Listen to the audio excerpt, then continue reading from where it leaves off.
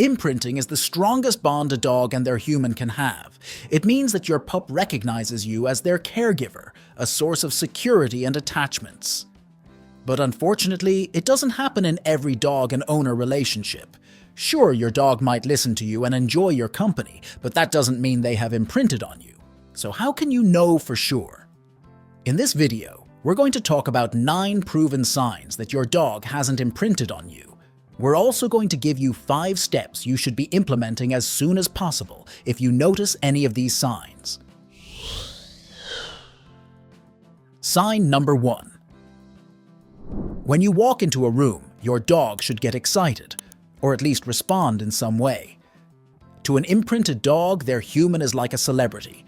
Even if they've seen you 10 times today, watching you walk into the room should at least be worth raising their head and greeting.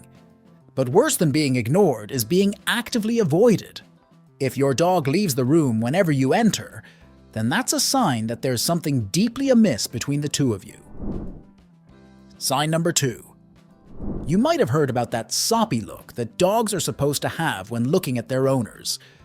This is because dogs use eye contact to communicate strong emotions, including love and affection. If your pup is avoiding eye contact with you, then that can be a sign that they don't consider you to be a part of their family. It's important in these cases to not try and solve the problem by forcing eye contact.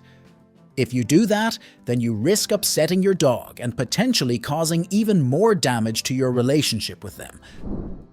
Sign number 3. Who doesn't enjoy a good game of fetch or a quick tug-of-war match? Hopefully your dog does, because refusal to play is another sign that your dog isn't as into this whole pet thing as you are. Playfulness levels obviously vary between dogs, and it's natural for certain breeds to be less playful than others, and for older dogs to be less playful than younger dogs. But if your fur baby refuses to even acknowledge you when you try to throw them a stick, then that suggests that there's a deeper problem. Sign number 4. How does your dog react when you try to pet them? Do they wag their tail and lean into your touch, or do they duck or flinch away? Or do they tolerate your touch, but then spend the whole petting session showing clear signs of doggy disapproval, like repeated yawning or licking their lips? Petting is the human equivalent of grooming, which is when dogs lick each other's fur to clean it and to reinforce social bonds.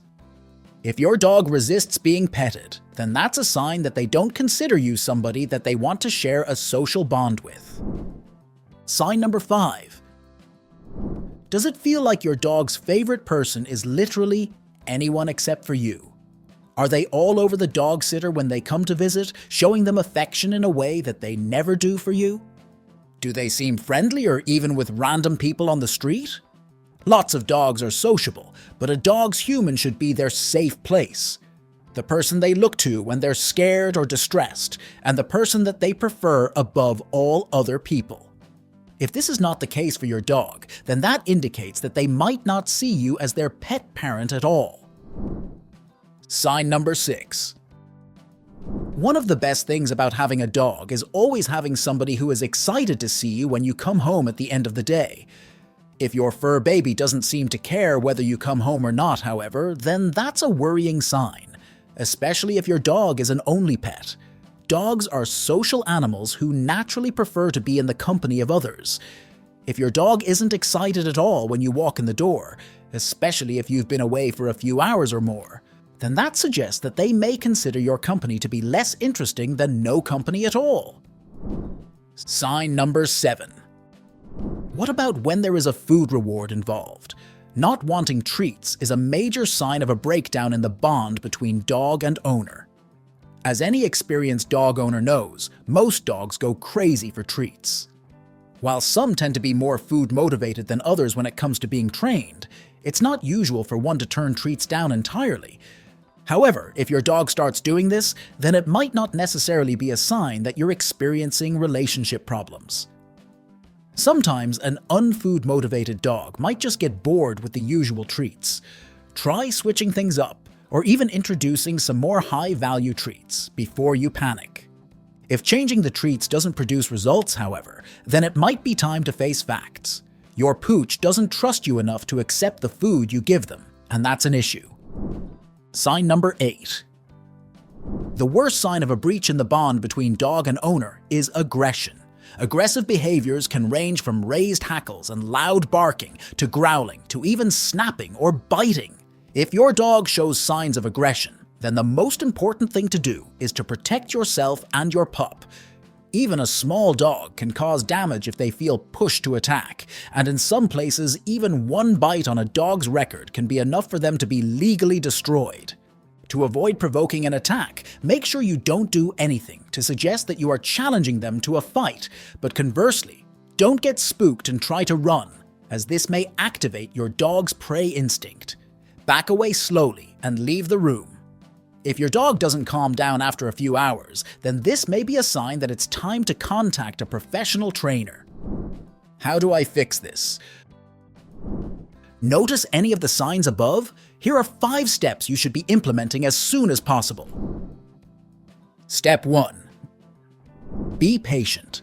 Dogs don't always understand human body language that well, and things that we consider affectionate, like hugging or chasing after them when they try to run away, can easily be misconstrued as aggressive. And in fairness, you can kind of see their point.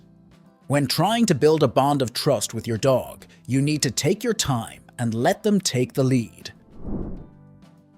Step 2. Dogs like routines. Knowing what's going to happen next helps them feel safe, and like the world around them makes sense. Given that the human world around them is often confusing, this is very important for their mental well-being. Establishing a set daily routine for your dog can help them learn to trust you more. Step 3. You should never shout at your dog because loud noises can upset or frighten them. For a dog who is already having difficulties trusting you, this applies even if you're not yelling out of anger. Shouting to be heard over the noise of the dog park might seem perfectly innocent, but you don't know how it will be interpreted by your dog. Keep your voice quiet, calm, and low-pitched when at all possible. Step 4. Dogs are very scent-oriented creatures, relying on their sense of smell to help them learn about the world around them. Letting your dog sniff you before petting them may make them feel more confident about being touched. Step 5. Who's a good dog? No dog should ever be left in doubt about the answer to this question. For any pups who happen to be watching alongside their humans, the answer is you. You're the good dog. Dogs naturally crave human approval. Praising your dog can boost their self-esteem and will help them understand that you are a friend. Did you know that sometimes dogs exhibit behaviors that suggest they think they are in charge of the household? Check out this video to find out if your dog secretly thinks they are the boss.